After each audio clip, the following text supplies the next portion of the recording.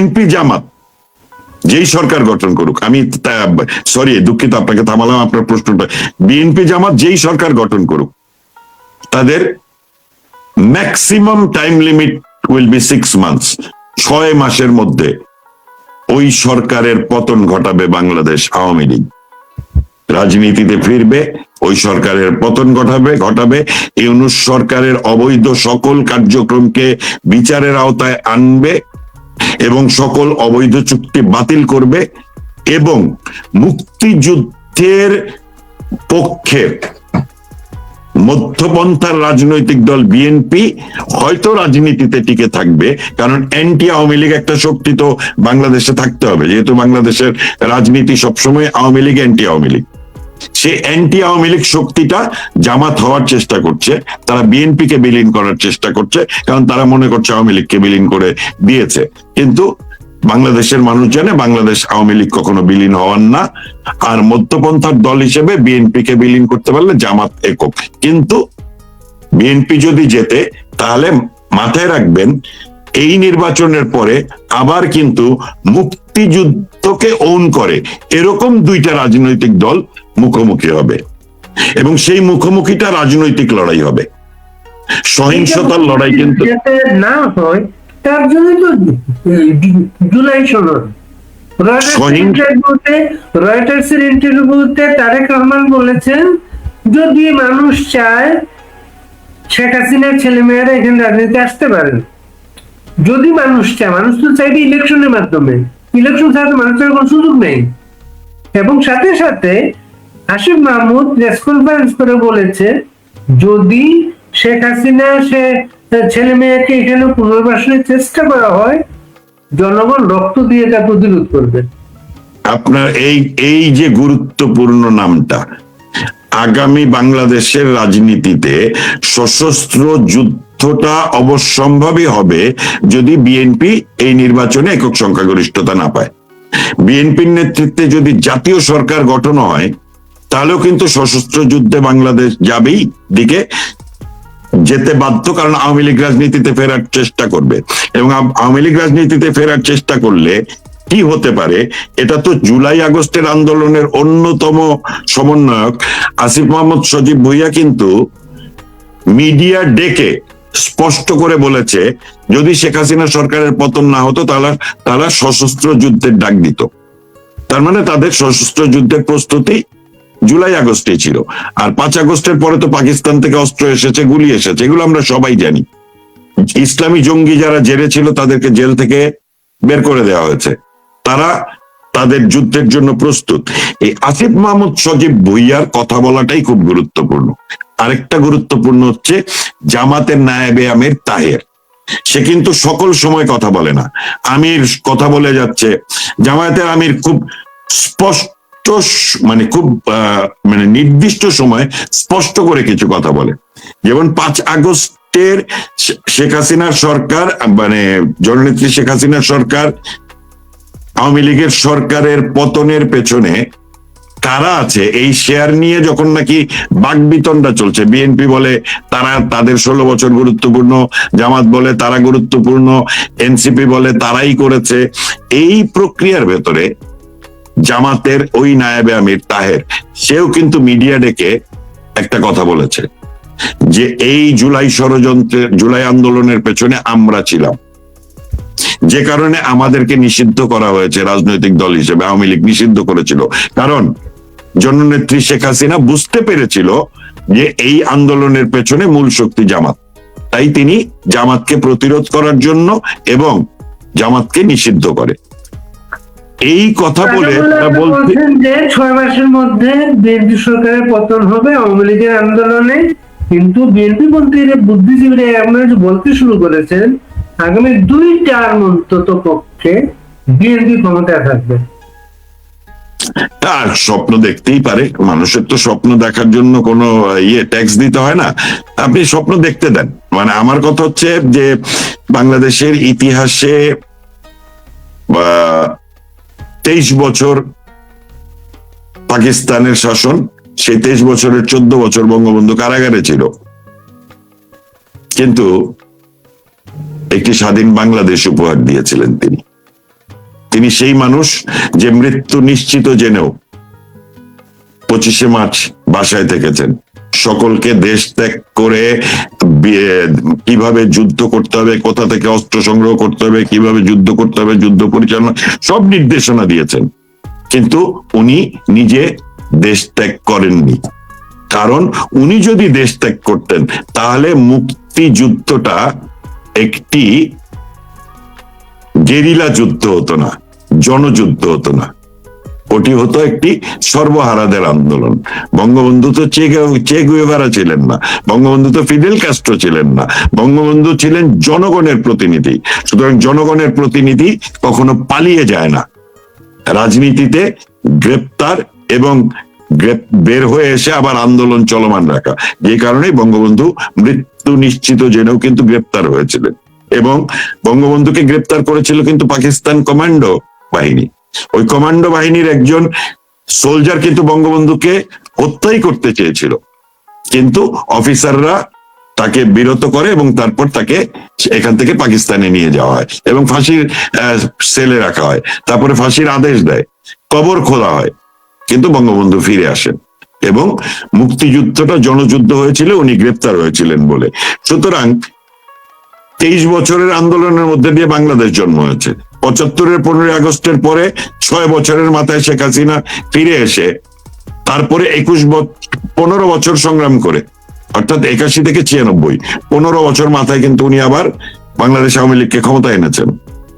আবার 2001-এ বাংলাদেশের সামরিক, বেসামরিক এবং জাতীয় আন্তর্জাতিক চক্রান্ত করে শেখ হাসিনাকে ক্ষমতা থেকে সরিয়ে দেওয়া হয়, বাংলাদেশ আওয়ামী লীগকে ক্ষমতা থেকে সরিয়ে দেওয়া হয়। আপনাকে মাথায় রাখতে হবে, আমরা যে শেখ হাসিনা বলি, এই শেখ হাসিনা কি শুধুই শেখ হাসিনা? এই শেখ হাসিনা বাংলাদেশের 5 বারের নির্বাচিত প্রধানমন্ত্রী। এই শেখ হাসিনা বঙ্গবন্ধুর কন্যা। এই শেখ হাসিনার ছাত্র রাজনীতির ইতিহাস আছে। সুতরাং বঙ্গবন্ধু কন্যা শেখ হাসিনা যখন 15 বছর সংগ্রাম করে ক্ষমতায় আনে, 5 আগস্টের পরে যখন তিনি বেঁচে আছেন এবং নেতাকর্মীরা বাংলাদেশে নির্যাতিত হচ্ছে এবং যত বেশি নির্যাতিত হয় তত বেশি সাহসী হয়ে ওঠে। সুতরাং যারা আকাশ কুসুম কল্পনা দেখছেন যে বাংলাদেশ তারা শেষ করে দিবেন, আওয়ামী লীগ 6 মাসের আগামী নির্বাচনের 6 মাসের ভেতরে রাজনীতিতে ফিরবে। এবং আমি আপনাকে আজকে আপনার অনুষ্ঠানে একদম স্পেসিফিক বলছি, 2027-এর শুরুর দিকের মধ্যে আবার একটা নির্বাচন হবে এবং সেই নির্বাচনে আওয়ামী লীগ ক্ষমতায় আসবে, শেখ হাসিনা আবার বাংলাদেশের প্রধানমন্ত্রী হবে। এটি কোনো কি বলে জ্যোতিষ শাস্ত্রের কথা না, কিন্তু এটি হচ্ছে রাজনীতি। তো একদম অঙ্কের মতো, তাই না? আমরা যেমন যুক্তি দিতে গেলে যুক্তিকে প্রতিষ্ঠা করার জন্য পরিসংখ্যান দেই, ঠিক একই রকম ভাবে রাজনৈতিক বাস্তবতা বলবার জন্য তো আমাদের ঐতিহাসিক প্রেক্ষাপটের সাথে অঙ্কগুলোকে মিলাতে হয়, ডট মেলাতে হয়। এটার অ্যালগোরিদম আছে। এই ডট গুলো যদি আপনি মেলান তাহলে 47 থেকে 71, 71 থেকে 75, 71 থেকে 75-এর মধ্যে আমাদের বাংলাদেশের আন্তর্জাতিক স্বীকৃতি হয়েছে, সংবিধান হয়েছে, সবকিছু হয়েছে, অবকাঠামো তৈরি হওয়া শুরু হয়েছিল, যুদ্ধাপরাধীদের বিচার শুরু হয়েছিল। তারপরে 75 থেকে 81 থেকে আরেকটা রাজনৈতিক ধারাবাহিকতা 96 থেকে 2001 থেকে 2008, মাঝখানে 2006। এই প্রত্যেকটা ডট যদি মেলান তাহলে 24-এর পরাজয়ের যে মূল মানে জননেত্রী শেখ হাসিনাকে ক্ষমতাচ্যুত করবার যে মূল লক্ষ্য ছিল শেখ হাসিনাকে হত্যা করা, এই যে হত্যা করতে পারে নাই, শুধু এই কারণেই বাংলাদেশ আবার তার ইতিহাসের ধারাবাহিকতায় ফিরে আসবে, আবার মুক্তিযুদ্ধের কি বলে লাইনে ট্রেন উঠবে, শেখ হাসিনার নেতৃত্বে উঠবে, বাংলাদেশ আওয়ামী লীগের নেতৃত্বে উঠবে। আন্দোলনের মাধ্যমে না বিপ্লবের মাধ্যমে? বিপ্লব তো আসলে কখনো গণতন্ত্রের প্রক্রিয়া না। আমরা বিপ্লবী সরকার বলেছিল, তার মানে তারা সশস্ত্র যুদ্ধ করে কি ক্ষমতা নিয়েছে? বিপ্লব কিন্তু, মুক্তিযুদ্ধ কিন্তু বিপ্লব না, কারণ জনপ্রতিনিধিদের নির্বাচিত প্রতিনিধিরাই কিন্তু মুক্তিযুদ্ধ পরিচালনা করেছে। মুক্তিযুদ্ধ কিন্তু বিপ্লব না, মুক্তিযুদ্ধ হচ্ছে জনযুদ্ধ। এবং আগামীর বাংলাদেশে আওয়ামী লীগ ফিরে আসার, সেটা সশস্ত্র যুদ্ধের মধ্য দিয়েই হোক আর রাজপথ দখল করেই হোক, সেটি গণ আন্দোলনই হবে, বিপ্লব হবে না। একটি স্বাধীন দেশে বিপ্লব মানে তো ওই দেশের মূল নীতি আদর্শকে পরাজিত করা। যে কারণেই তো তারা বিপ্লবী সরকার গঠন করতে চেয়েছিল, যে কারণেই তারা রাষ্ট্রপতিকে পদত্যাগ করতে বাধ্য করতে চেয়েছিল, যে কারণেই তারা সংবিধান বাতিল করতে চেয়েছিল, যে কারণে তারা জাতীয় সঙ্গীত পরিবর্তন করতে চেয়েছিল। এই সবকিছুই তো তারা করেছিল বিপ্লব আখ্যা দেওয়ার জন্য। কিন্তু আপনাকে শুধু বলি, বাংলাদেশ এই যে বিপ্লবী সরকার গঠন করতে পারলো না, একটি সাংবিধানিক সরকার হলো, এটি বাংলাদেশের ফিরে আসার প্রথম ধাপ। 5 আগস্টের পরাজয়ের পরেও একটি জয় আমাদের হয়েছে 8 আগস্টে, এই রাষ্ট্রপতির অধীনে সংবিধান ছুঁয়ে শপথ করে সরকার গঠিত হয়েছে। সুতরাং এটি একটি অবৈধ সরকার, কিন্তু সংবিধানকে সমুন্নত রেখেই কিন্তু তারা সরকার গঠন করেছে। সুতরাং বিপ্লবী সরকার হওয়ার সুযোগ আর বাংলাদেশে নাই। এবং বিএনপি যেভাবে আবারও মুক্তিযুদ্ধের পক্ষে দাঁড়িয়েছে, এবং জামাত এবং বিএনপি যে মুক্তিযুদ্ধটাকে নিয়েই মুখোমুখি দাঁড়িয়েছে, এই বিরোধটা যদি চলমান থাকে তাহলে বিজয়টা সহজ হবে, আন্দোলনটা সহজ হবে। বিএনপি এবং আওয়ামী লীগ দুটো রাজনৈতিক দল যারা মুক্তিযুদ্ধকে ওন করে, তাদের নিজস্ব বয়ানে একটি সত্য বয়ান আর একটি বিএনপির বয়ান, কিন্তু মুক্তিযুদ্ধকে ওন করে। এরা যদি থাকে তাহলে বাংলাদেশের গণতন্ত্রটা ধারাবাহিক থাকবে। কিন্তু জামাত যদি আসে তাহলে আওয়ামী লীগের লড়াইটা একটু কঠিন হবে, তো জয় কিন্তু হবেই। এবং ওই জয়টা হওয়া পর্যন্তই আপনার ম্যাক্সিমাম সময় লাগবে 2 বছর। 2024-25 1 বছর হয়েছে, 2026 27 ফেব্রুয়ারি, এখানে 26 ফেব্রুয়ারি, ওইখানে 27 ফেব্রুয়ারি। 27 ফেব্রুয়ারি, মার্চ এপ্রিলের মধ্যে আরেকটি নির্বাচন হবেই, এবং সেই নির্বাচনে আবারও বাংলাদেশ আওয়ামী লীগ ক্ষমতায় আসবে। কারণ বাংলাদেশের জনগণ এই 15 মাসে 18 মাসে বিএনপির যে চরিত্র দেখেছে, এই বিএনপির এই চরিত্র তো গত 4 নির্বাচনে যে প্রায় 4 কোটি নতুন ভোটার হয়েছিল, তারা তো বিএনপির নির্যাতনের মুখোমুখি হয়নি, তারা তো বিএনপির চরিত্র দেখেনি। 71-এ জামাত কি করেছিল তারা তো দেখেনি, কিন্তু গত এই 18 মাসে জামাতকেও তারা দেখে ফেলেছে, বিএনপিকেও তারা দেখে ফেলেছে। এবং যেই আওয়ামী লীগ কখনো 40 থেকে 50%, মানে 40%, 37% ছিল বাংলাদেশ আওয়ামী লীগের সর্বনিম্ন কি বলে পরিসংখ্যান অনুযায়ী 37% হচ্ছে বাংলাদেশ আওয়ামী লীগের ভোটার, আর সর্বোচ্চ 47 ছিল। তার মানে 37 থেকে এই যে 70 গেল, এখন বাংলাদেশে সাধারণ জনগণ বিএনপির চরিত্র এবং জামাতের রাজনৈতিক চরিত্র দেখে ফেলার পরে তারা নিশ্চিত হয়ে গেছে যে এই বাংলাদেশ একমাত্র নিরাপদ বাংলাদেশ আওয়ামী লীগের হাতে। সুতরাং তারা ওই 70% মানুষই কিন্তু এই 12 ফেব্রুয়ারির নির্বাচনের পরেই আওয়ামী লীগের রাজনীতিতে ফেরার ভেতর দিয়ে রাজপথে নামবে। যারাই সরকার গঠন করুক, সেই সরকারের পতন ঘটাবে, এবং 2027-এর মধ্যে আরেকটা নির্বাচন হবেই। বাকিরা আকাশ কুসুম কল্পনা করতে পারে, কিন্তু মানে আপনি তো আজকের রেখেছেন যে প্রহসনের নির্বাচন, এবং যদি 12 ফেব্রুয়ারি নির্বাচন হয়েই যায়, ইউনূস যদি বাঁচতে চায় তাহলে সর্বোচ্চ চেষ্টা করবে নির্বাচনটা বাতিল করে দিয়ে, পণ্ড করে দিয়ে সে আবার 5 বছরের জন্য ক্ষমতায় থাকার প্রক্রিয়াতে যাবে, অথবা জাতীয় সরকার গঠন করে সে রাষ্ট্রপতি হয়ে সে আমৃত্যু ক্ষমতায় থাকবে, অর্থাৎ আগামী 5 বছর আর কি।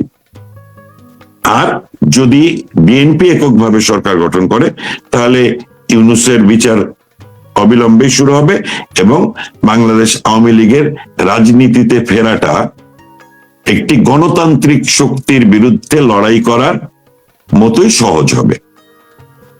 সুতরাং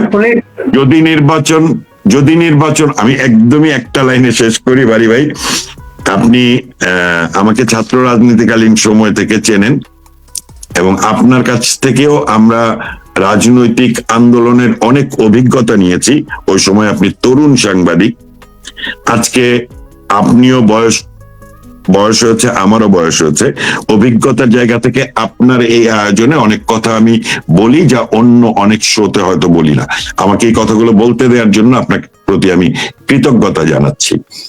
এই যে কথাগুলো বললাম, 12ই ফেব্রুয়ারির নির্বাচন না হলে বাংলাদেশ আওয়ামী লীগের জন্য লড়াই কঠিন হবে। 12ই ফেব্রুয়ারির নির্বাচনের ভেতর দিয়ে সকল ইঞ্জিনিয়ারিং করে যদি জামাতকে জেতায় তাহলেও আওয়ামী লীগের জন্য লড়াইটা কঠিন হবে। কিন্তু আওয়ামী লীগ যার নেতৃত্বে 9 মাসের সশস্ত্র যুদ্ধের ভেতর দিয়ে 30 লক্ষ শহীদের রক্তের বিনিময়ে 2 লক্ষ মা বোনের সম্ভ্রমের বিনিময়ে বাংলাদেশের জন্ম হয়েছে, সেই লড়াইটা ছিল আরেকটি সরকারের বিরুদ্ধে। আর বাংলাদেশে এখন যে ইউনূস আছে, সে ইউনূসটা তো গুন্ডা পান্ডা, তারা তো শাসক না। শাসকের বিরুদ্ধেই লড়াই করে বাংলাদেশ আওয়ামী লীগ ফিরেছিল 1971-এ 25শে মার্চ থেকে 16ই ডিসেম্বর, 9 মাস। আর এই যুদ্ধটা যেহেতু আন্তর্জাতিক জঙ্গি গোষ্ঠী এবং মুক্তিযুদ্ধের পরাজিত শক্তিদের বিরুদ্ধে লড়াই, সেই লড়াইটা একটু প্রলম্বিত হবে, কিন্তু ওই কঠিন লড়াইয়ে জয়ী হবার মতো দক্ষতা, সক্ষমতা এবং শেখ হাসিনার মতো এত সুচিন্তিত এই সময়ে রাজনৈতিক নির্দেশনা দেয়া প্রমাণ করে যে বাংলাদেশ আওয়ামী লীগ ঠিক 2 বছরের মধ্যে ফিরবে। ইউনূস সরকারের কিন্তু মূল লক্ষ্য হচ্ছে জামায়াতকে ক্ষমতায় আনা, কারণ তাদের এই মূল ষড়যন্ত্রের সঙ্গে জামায়াত সম্পৃক্ত ছিল এবং জামায়াত কিন্তু ঐতিহাসিকভাবেই মার্কিনীদের সমর্থন পেয়েছে। 71-এ রাজাকারদেরকে জামাতে ইসলামীকে সমর্থন দিয়েছে, বাংলা এবং পাকিস্তানকে সমর্থন দিয়েছে। ঠিক একইভাবে এই জুলাই আগস্টের আন্দোলনে জামাত যে একেবারেই মূল কলকাঠি এবং ইউনূস এখানে একটা মুখ্য ভূমিকা, লবিস্ট নিয়োগ, সেই লবিস্টের সঙ্গে জামায়াত নেতাদের কাজ করা এবং জামায়াত নেতাদের স্বীকারোক্তির ভেতর দিয়ে এটি স্পষ্ট ছিল। তো সেই জায়গাতে দাঁড়িয়ে নির্বাচন ইউনূস করবে, অবৈধ একটি সরকার নির্বাচনে যদি বিএনপি জেতে তাহলে এবং একক সংখ্যাগরিষ্ঠতা নিয়ে যদি যেতে, তাহলে এই যে জুলাই ঐক্য হয়েছে, সনদে স্বাক্ষর হয়েছে, এই সবকিছুই বৃথা হয়ে যাবে। যে কোনোভাবেই হোক এই অবৈধতার একটা বিচারিক প্রক্রিয়া শুরু হবে। সুতরাং জাতীয় আন্তর্জাতিক জায়গা থেকে জামাত এবং এনসিপি কে ক্ষমতায় আনাটাই তাদের মূল লক্ষ্য। আচ্ছা, এটাও যদি না পারে তাহলে দেখবেন বিএনপির কিন্তু কিছু কিছু নেতা না ভোটের পক্ষে বলতেছে, ধানের শীষের পক্ষে বলতেছে, মুক্তিযুদ্ধ, স্বাধীনতা, মুক্তিযোদ্ধার বিরোধী, রাজাকার, এই প্রসঙ্গগুলো বিএনপি নেতাদের ভেতরে আসতেছে। কিন্তু তারেক জিয়া লন্ডনে থাকা অবস্থায় না ভোটের পক্ষে কথা বলেছিল, এখন হ্যাঁ ভোটের পক্ষে বলছে। কারণ তারেক জিয়া তো আসলে যে কোনো ভাবেই হোক না কেন সে একজন রাজনৈতিক অপরাধী, কিন্তু এই রাজনৈতিক অপরাধী কিন্তু ফৌজদারি অপরাধীর বাইরে। আমি বলছি তার খাম্বা তারেক, তার দুর্নীতি সবকিছু বাদ দিলাম, রাজনৈতিক অপরাধী হচ্ছে 21শে আগস্টের গ্রেনেড হামলা।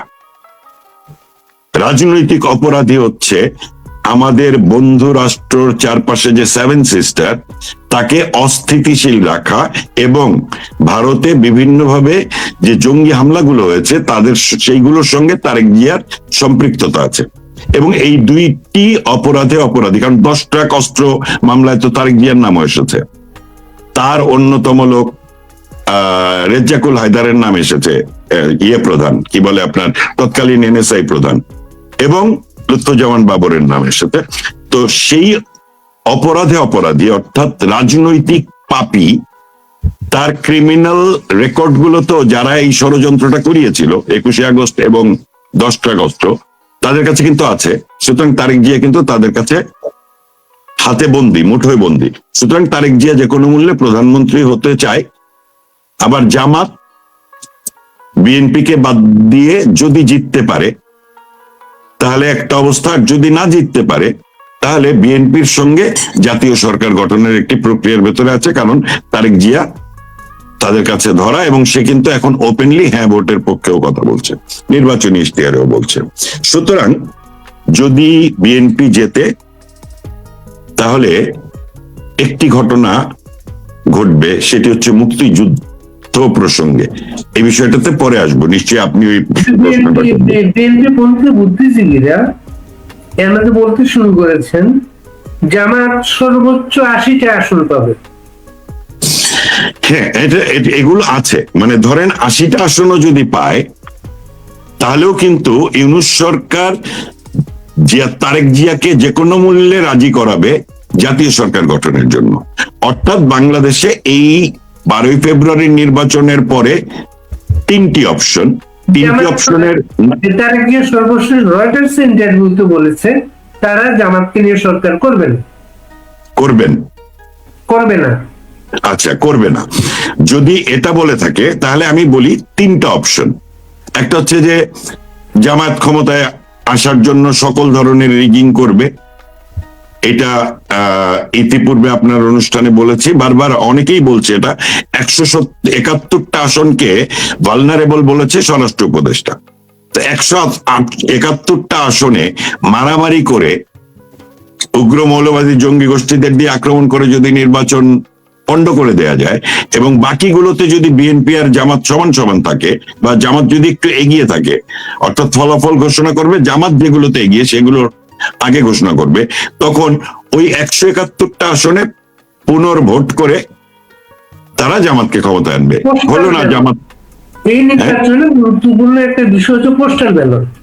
আচ্ছা, পোস্টাল ব্যালটে জামাতের নকশা যেটা বুঝা যাচ্ছে, পোস্টাল ব্যালটে জামাত তার পক্ষে একটা ভোট তৈরি করে গেছে।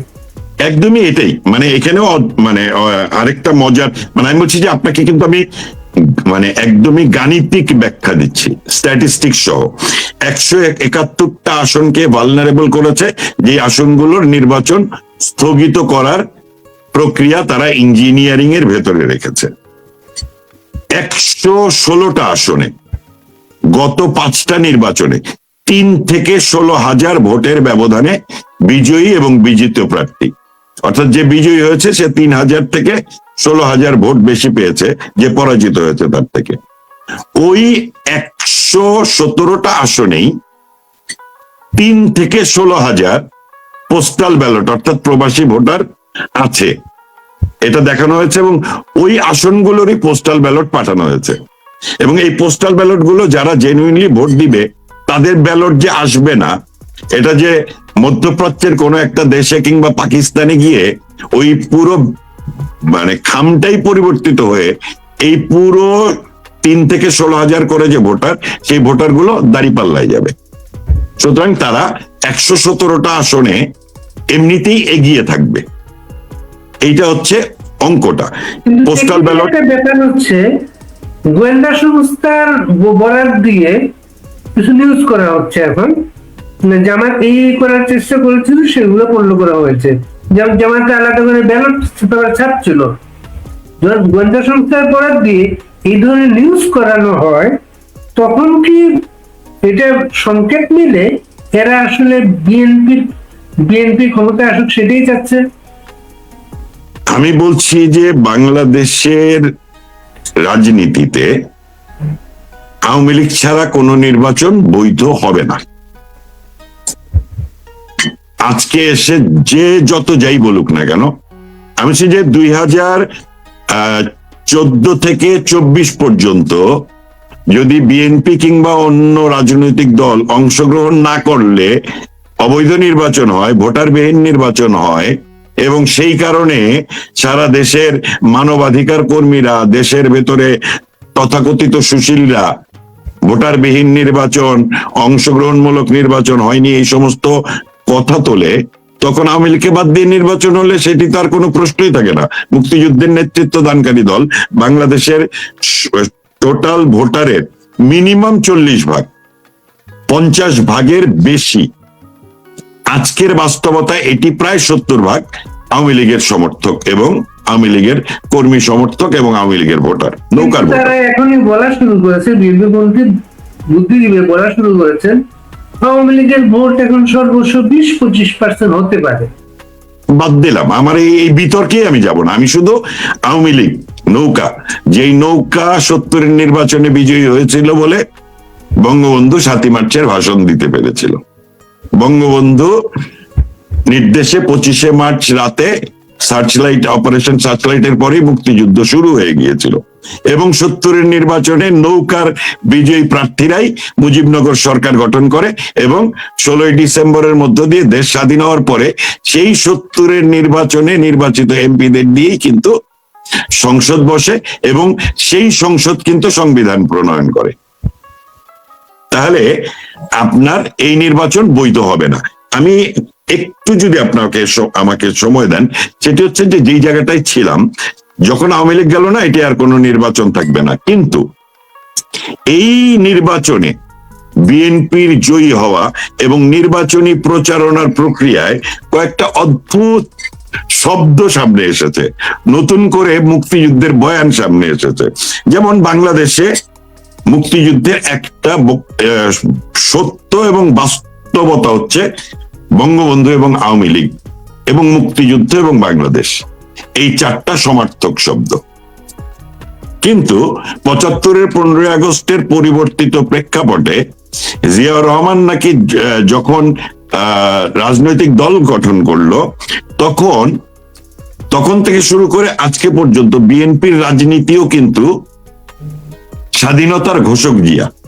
তার মানে বিএনপি মুক্তিযুদ্ধকে অন করেছে, কিন্তু মুক্তিযুদ্ধের সত্য ইতিহাস, অর্থাৎ মুক্তিযুদ্ধের আওয়ামী লীগের যে ইতিহাস, সেই ইতিহাসকে তারা আওয়ামী লীগের বয়ান বলেছে, আর তাদেরটা সত্য বয়ান বলেছে। সুতরাং সত্য বয়ানের দুটো বয়ান আছে কিন্তু বাংলাদেশের রাজনীতিতে। মানে আওয়ামী লীগ হচ্ছে বঙ্গবন্ধু, মুক্তিযুদ্ধ, বাংলাদেশ, আর বিএনপি হচ্ছে স্বাধীনতার ঘোষক জিয়া এবং বাংলাদেশ। তার মানে মুক্তিযুদ্ধ তাদের বয়ানে আছে। জামাতের সঙ্গে দীর্ঘদিন রাজনৈতিক সখ্যতা ছিল। বিএনপি এই রাজাকারদেরকে মন্ত্রী বানিয়েছে এবং যুদ্ধাপরাধীদের বিচারের রায় বাস্তবায়ন করার কারণে সেই বিচারিক প্রক্রিয়াকে কন্ডেম করেছিল। আজকে এসে জামাত আর বিএনপি কিন্তু এই মুক্তিযুদ্ধকে নিয়েই মুখোমুখি দাঁড়িয়েছে। এই গত 4 দিনের আপনি যদি নির্বাচনী প্রচার দেখেন, যে কারণে কিন্তু তারেক জিয়াও বলেছে যে মুক্তিযুদ্ধের বিরোধীরা বাংলাদেশে ক্ষমতায় আসতে পারবে না, তাদের সঙ্গে সরকার গঠন করবে না।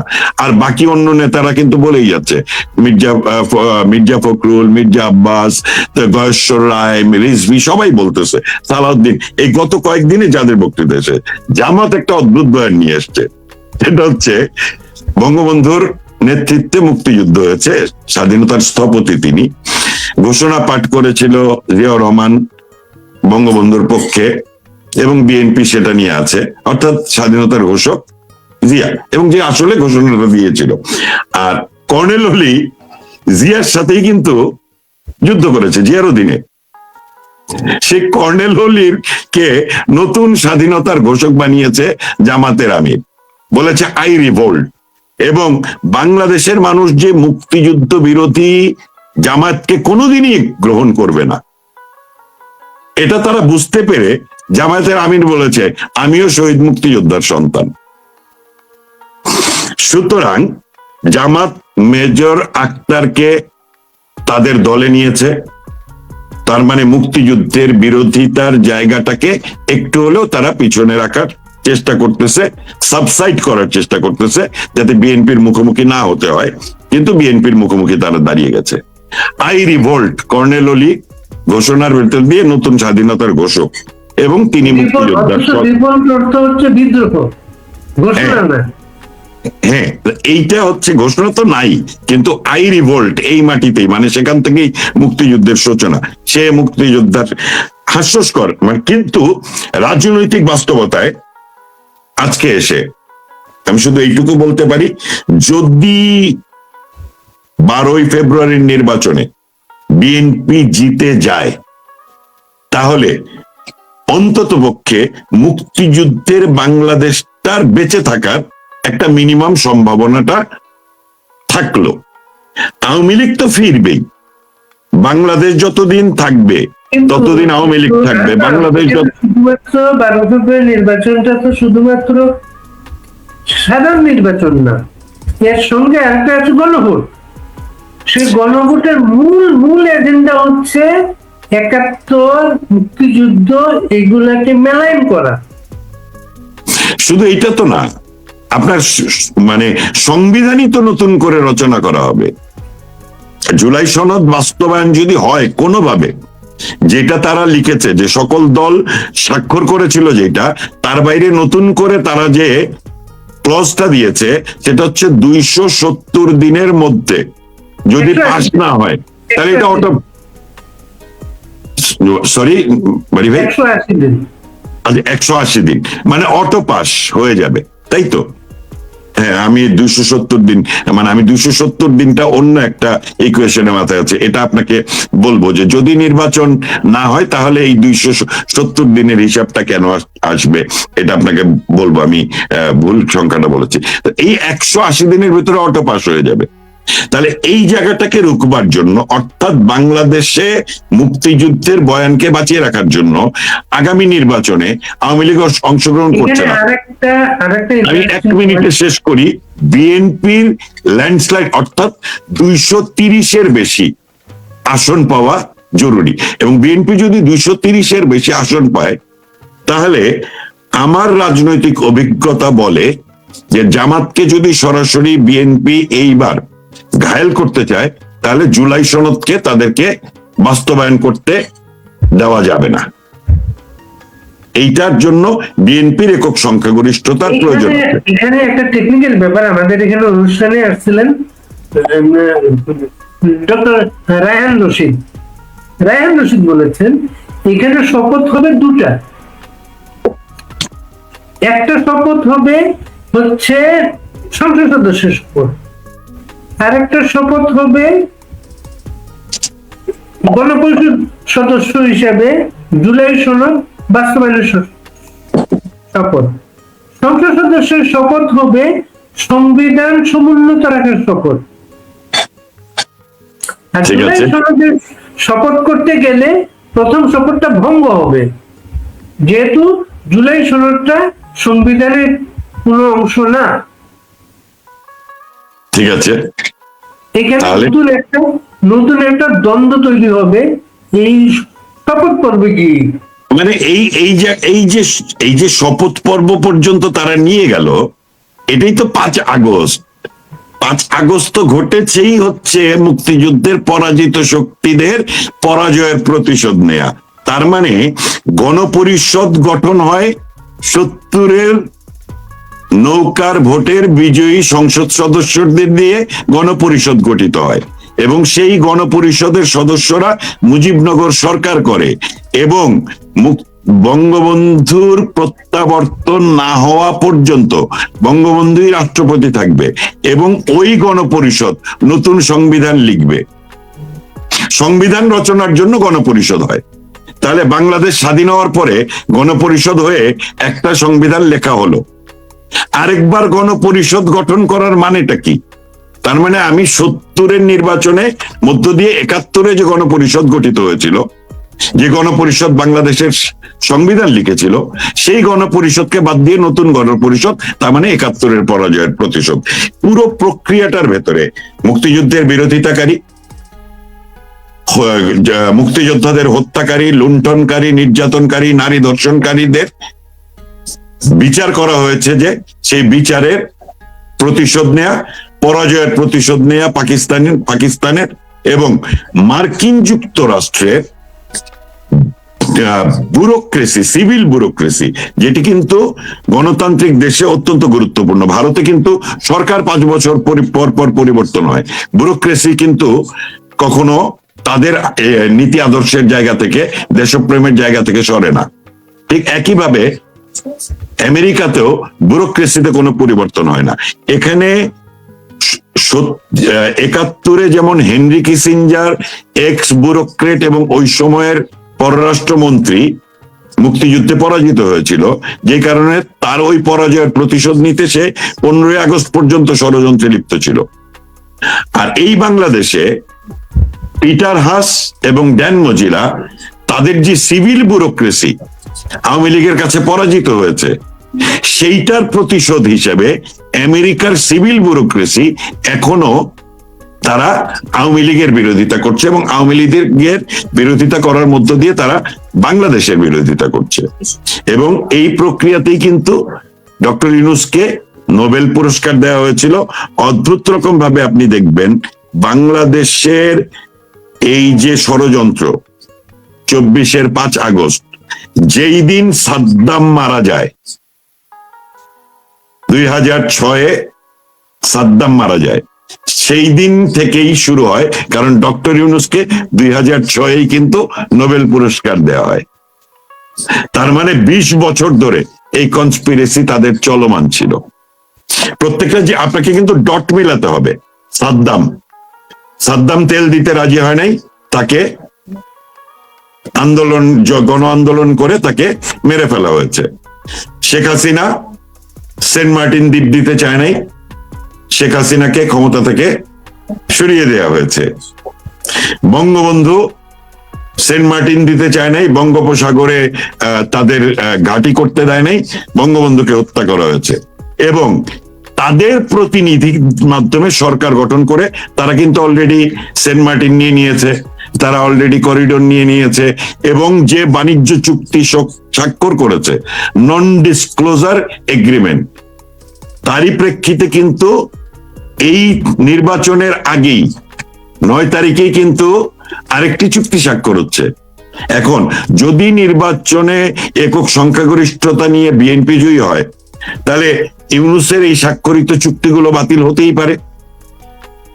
আর বিএনপি যদি বাতিল না করে, আওয়ামী লীগ তো রাজনীতির দল, আমি শুধু এইটুকু বলতে পারি, বয়স্ক নারী পুরুষের সাথে কি করবে কি করবে না, এটা আইন বেআইনি নয়, কিন্তু তারা যে রাজনীতি করে, তারা যে দর্শন লালন করে, সেইখানে তো পর নারীর দিকে তাকানোই হারাম। সেখানে সে আরেকজন শহীদুল নাকি ফহিদুল তার বউরে নিয়ে সে রিসোর্টে গিয়েছিল, ধরা পড়ার পরে বলছিল সেটা তার বউ। এই বাটপার এখন যে হলফনামায় তার বউয়ের নাম লিখছে, সেইখানে কি সেই বউয়ের নাম লেখা আছে? কি বলেন যারা মামুনুলের মুরিদ হয়ে গেছেন, নয়া মুরিদ আপনারা। তো যাই হোক, আমাদের রাজনীতিবিদদের ব্যর্থতায়, আমাদের বুদ্ধিজীবীদের নীরবতায় এবং বদমাইশিতে, এখন বলবেন নীরবতার সাথে বদমাইশি কেন যোগ করলাম, এর জন্য আমাদের দেশের বুদ্ধিজীবীরাও দায়ী। জাতির উদ্দেশ্যে ভাষণ আমরা কোনো বিশ্ববিদ্যালয়ের প্রফেসর যিনি এসে নেতা হলেন তার কাছ থেকে আমরা শুনলাম না। আমরা কার কাছে শুনলাম? যারা এই দেশের বিশ্ববিদ্যালয় বন্ধ করতে চায়, যারা বুদ্ধিজীবীদের কবর রচনা করতে চায়, তাদের মুখ থেকে আমরা এই ভাষণ শুনলাম। এটা বুদ্ধিজীবীরও ব্যর্থতা। বাংলাদেশে যত বুদ্ধিজীবী আছেন তাদেরও এই দায় নিতে হবে যে মামুনুল হকের মতো এই পশ্চাৎপদ চিন্তা চেতনার অধিকারী মানুষগুলো যারা পৃথিবীকে হাজার হাজার বছর পিছিয়ে নিতে চায়, তাদের কাছ থেকে আজকে আমাদের জাতির ভাষণ শুনতে হয়। বাংলাদেশের যারা নেতা আছেন, দ্রুত আপনাদের যার যার সংসদীয় এলাকায় যত আগার পাগার আছে সেখানে গিয়ে গলায় দড়ি দিয়ে কলসি বেঁধে ডুবে মরেন। সে লজ্জার আর কিছু থাকতে পারে না। সেই জন্যই আমাদের গণতন্ত্র বলা হচ্ছে, এটাকে তো গণতন্ত্র বলা হচ্ছে। ও ওইটা গণতন্ত্র। জঙ্গিবাদের মদতদাতারা জাতির ভাষণ দিবে, সেটা গণতন্ত্র। জঙ্গিবাদীরা এবং মাদ্রাসায় বলৎকারীরা এসে আমাদের জ্ঞান দান করবে, ধর্ম শিখাবে, সেটা গণতন্ত্র। আর আমরা যখন কথা বলবো সেটা গণতন্ত্র না। আপনারা ফ্যাসিবাদের দোষ। ওটা গণতন্ত্র না, আমরা গণতন্ত্র না, আপনি আপনার কথা গণতন্ত্র না। আপনি কাকে গণতান্ত্রিক সুবিধা দিচ্ছেন? মামুনুল হক কি গণতন্ত্রে বিশ্বাস করে?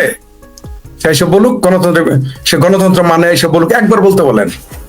এই মামুনুল হককে একবার জাতির উদ্দেশ্যে ভাষণে বলতে বলেন সে গণতন্ত্র। তার দলের নাম কি? তার দলের নাম হলো খেলাফত। তার দলের উদ্দেশ্য হলো খেলাফত কায়েম করা। সে গণতন্ত্র তো মানেই না।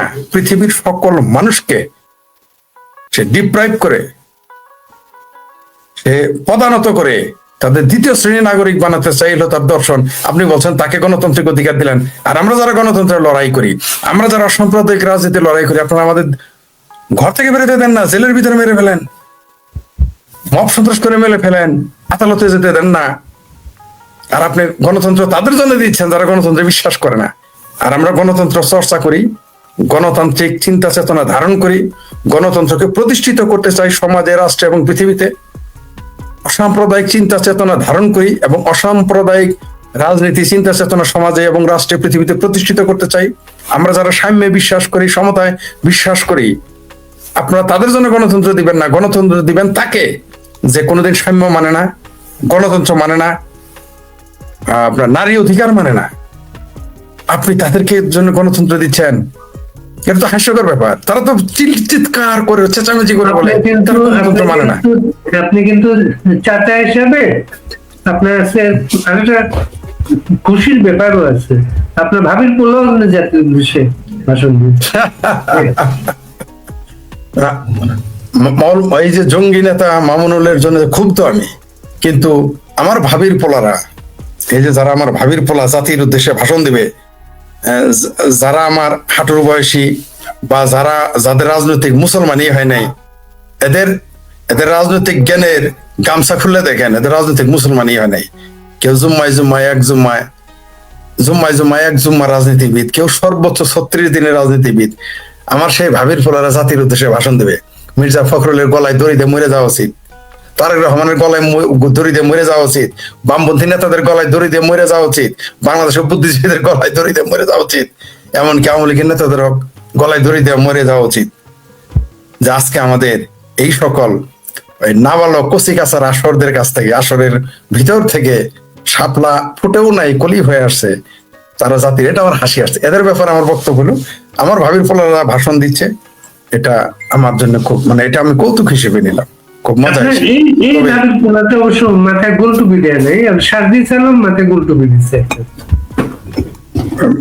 আমার ভাবির পোলারা মানে দোয়া করেন যে গোল টুপির জায়গায় যে এখনো পাগড়ি লাগায় নাই আর দাড়ি লাগায় নাই, এটি কপাল, আলহামদুলিল্লাহ বলেন। এখনো লাগায় নাই কেন, আমি এটা নিয়ে চিন্তিত আছি। কারণ আমার ভাবির পোলারা গোল টুপি আলাদা, ওরা তো পাগড়ি আলাদের লোক। আমার ভাবির পোলা তো, কেন ভাবির পোলা বলি, কারণ আমার তো ভাইয়ের পোলা না, এরা হইলো ওই যে ভাবির পোলা, এরা হইলো জামাতের এই team, B team, C team, D team. মনে করেন আগেকার যুগে যারা ওই যে বান্দি রাখতো, বান্দির ঘরে মাঝে মাঝে পোলাভান হয়ে যাইতো বলে, সেগুলো ঘরে আশেপাশে কিছু জমি জমাতে রেখে দিত। ওইরকম আমার ভাবির পোলাদের জামাতে। আপনার বিশ্ববিদ্যালয়ের জীবনে একজন ছাত্র নেত্রী মৌসুমা মিশু, যিনি লালবদর হয়েছিলেন, মিশুরা হয়েছিলেন না, এখনো লালবদর। হ্যাঁ, লালবদর আজকে ইলেকশন কমিশনে মৌলানা শফিকের মনোনয়ন বাতিলের জন্য স্মারকলিপি দিয়েছেন আজকে। কারণ নারীর বিরুদ্ধে তার বক্তব্য, নারীর বিরুদ্ধে তার অবস্থান, এগুলোর জন্য। এতদিনে মনে পড়লো মোশাররফা মিশু আমার অত্যন্ত পছন্দের একজন মানুষ। আমি তাকে ব্যক্তিগতভাবে খুবই পছন্দ করি, বড় বোন হিসেবে। মজা করতাম, এত সবুজ রঙের অ্যাপ্রন করতেন তো, মজা করতাম আমরা, মজা করতাম। ওনাকে খুব শ্রদ্ধা করতাম আমি। আমার তার একটা স্মৃতি মনে আছে, এটা আমি ফেসবুকে লিখেছিলাম। 2001 থেকে 2005 ঘটনা, কত সালে এটা আমার মনে নাই এক্সাক্ট, মানে বিএনপির আমলে মিরপুর 12 নম্বর চত্বরে তাকে ঘেরাও করে ফেলেছিল এই বিএনপির নেতারা। ঠিক আছে, মোটামুটি তার অবস্থা কাহিল করে ফেলছিল। উনি খুব দুঃসাহসী। যখন তাকে ঘেরাও করে ফেলে, তার ছোট একটা ট্রাকে আসছিলেন, কি যেন মিটিং এ আসছিলেন, তখন তাকে একরকম আক্রমণ করে বসে। পরে আমার তো খুব খারাপ লাগলো। ঠিক আছে, যেহেতু আমি বাম রাজনীতি করতাম, আমি সাথে সাথেই ওই লোকাল যারা মাস্তান আমার সাথে তখন ওই কি হারুন মোল্লার নাতি একটা বসেছিল, ওনাকে বললাম ভাই উনি খুব ব্যক্তিগত জীবনে খুব ভালো মানুষ, সৎ মানুষ, এইগুলো আপনার গুন্ডা মান্ডা একটু সরান, এখানে আমি গেলে তো আমারও মারবে, আমার খুব খারাপ লাগতেছে। উনি আমার খুব ঘনিষ্ঠ, মোল্লা হারুন মোল্লার একজন নাতি, খুবই মানে যাকে জাহিদুর রহমানের ভাষায় বলি হেডামালা। তো উনি বললো তাই নাকি, কয় ওই মহিলা এনে 12 নম্বর এসে মস্তানি করতে আইছে, এগুলো বলতেছে যে চিনে না আমরা কারা। এখন ভাই যা হবার হয়েছে একটু রক্ষা করেন। পরে উনি মোটামুটি, আমিও সাথে ছিলাম, পরে মোটামুটি যাতে সে শারীরিকভাবে আক্রান্ত না হয় সেই জন্য যা যা করা হয় তাই করছিলাম। তো তাছাড়াও মুশারফ মিশুর সাথে মানববন্ধনে গিয়েছি, নারী অধিকারের বিষয়ে, মানবাধিকারের বিষয়ে, সংখ্যালঘুদের পক্ষে কথা বলার জন্য, প্রতিবাদের জন্য অনেক সময় গিয়েছি, কোনো সন্দেহ নেই। কিন্তু আমি বিস্মিত হয়ে গেছি যে তিনি যখন লাল বদর তো হবেনি, কারণ তিনি তো চিঙ্কুপাম, তিনি তো লাল বদর হবেনি, এখনো লাল বদরই আছেন। তো এতদিনে তার মনে পড়লো যে এই আমিরের জামাত নাকি জামাতের আমির নাকি জামাতের খামির বুঝেন তো, করানোর জন্য ইলেকশন 2 দিন পরে এতদিন মনে পড়লো যে এতদিন মনে পড়লো, জানতো না এরা কারা। মোশাররফ মিশুকে আমার চেয়ে কম বুঝে, তিনিও সম্ভ্রান্ত পরিবারের এবং উচ্চ শিক্ষিত একজন মানুষ, এবং দীর্ঘ সময় বাম রাজনীতি করে আসছেন এবং নারী অধিকার নিয়ে কাজ করে আসছেন, শ্রমিকদের নিয়ে কাজ করে আসছেন। তার জানা নেই, আমরা বুঝতে পেরেছিলাম তার মতো তো আমাদের বর্ণাঢ্য রাজনৈতিক অভিজ্ঞতা নেই, রাজনৈতিক আমাদের কর্মকাণ্ড নেই। তিনি নিঃসন্দেহে তিনি অনেক কিছু করেছেন, কিন্তু তা আমাদের বোধে আসলো যে এই সমস্ত জামাতি হেফাজতিরা শেখ হাসিনার পতন ঘটলে, এই সরকার উঠে গেলে এই সমস্ত হাঙ্গর হায়নারা চলে আসবে, কুমিরেরা চলে আসবে, তিনি জানতেন না? আমাদের মাথায় ঢুকে তিনি জানেন না? জানতেন। জেনে শুনে তিনি বিষ করেছেন পান। এখন তারই লেজে আগুন লাগছে, ওগুলো দায় সারা গোছের। ওর শুধু নাগরিকত্ব ওর বিরুদ্ধে মামলা করলো না কেন? নারী অধিকার এটা যদি আওয়ামী লীগেরা বলতো, এতক্ষণ আওয়ামী লীগের কেউ, এতক্ষণ মামলা কয়টা হইতো জানেন? কয়েকশো মামলা হয়ে যাইতো এতক্ষণ। নারী সংগঠন মামলা করতো, ব্যক্তিগতভাবে মামলা করতো, আওয়ামী লীগের কেউ বললে, এমনকি বিএনপির বললো এতক্ষণ মামলা হইতো। জামাতের আমিরের বিরুদ্ধে মামলা করে না কেন? আর নাগরিকত্ব ওর শুধু বাতিল কেন? ওর এই জামাতের সাদা শকুনের শুধু নমিনেশন বাতিল, ওর নাগরিকত্ব বাতিল করতে হবে। এত সভ্য জগতের মানুষ না, এর সোজা ওই যে এর পায়ে ওই তোষাবাটের দড়ি দিয়ে বেঁধে একেবারে এরকম ঘুরায় ঘুরায় আফগানিস্তানে পাঠাই দেওয়া দরকার, আর নইলে পাকিস্তানে। এই দেশে তো নাগরিক, এ তো সভ্য দেশের নাগরিক হওয়ারই যোগ্য না, সে তার শুধু নমিনেশন বাতিল করবে কেন? এর জেলে থাকতে হবে। মোশাররফ মিশুরা এগুলো জানতো না? তারা আজকে আন্দোলন করে। আরেকজন শ্রদ্ধেয় ব্যক্তি দেখলাম, আমি ভিডিওটা দেখেছি, সেখানে আরেকজন নারী নেত্রী ছিলেন, ছাত্র নেত্রীও বিখ্যাত তিনি, দেখলাম তার পাশে। এতদিনে মনে পড়লো লাল বদর তো হয়েছিলেন, লাল বদরই। এখন বুঝেন কেমন লাগে?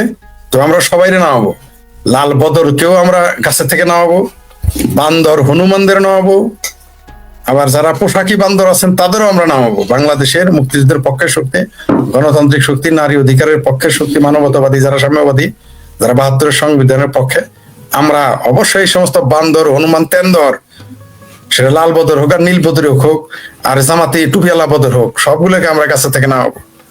সেই দিন আমাদের সামনে আসতেছে, তারাও দেখবে, আমরাও দেখাবো। নুরুল কবিরও একই সংগঠন করতেন, এরশাদ বিরোধী আন্দোলনের সময়।